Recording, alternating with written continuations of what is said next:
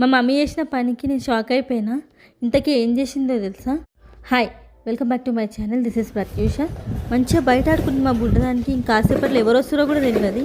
ఆ వచ్చిన పర్సన్ చూడంగా దాని రియాక్షన్ చూడండి.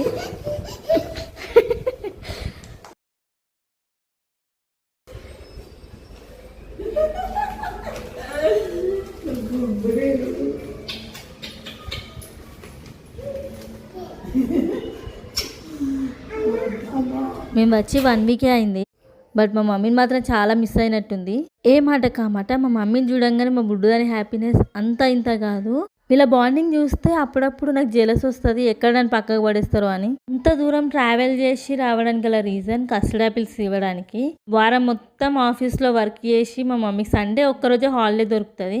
అయినా కూడా రెస్ట్ తీసుకోకుండా మా కోసం ఇంత దూరం వచ్చింది. ఒక సెకండ్ నాకు పిచ్చి లేచిందా మమ్మీ అని అనాలనిపించింది. బట్ ఎవరి ప్రేమ వాళ్ళది, మనం ఏం చేయలేం. అంత దూరం ట్రావెల్ చేసి వచ్చి కనీసం 1.5 అవర్ కూడా లేదు. మళ్ళీ రేపు మార్నింగ్ ఆఫీస్ ఉంది కాబట్టి రిటర్న్ వెళ్ళిపోతా అంది.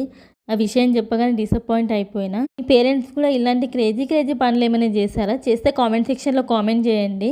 మా మమ్మీని మళ్ళీ సిద్దిపేట పంపడానికి బస్ స్టాండ్కి వచ్చినాం. మా సండే ఇలా ఎండ్ అయిపోయింది. Please like, share and subscribe to my channel. Mama.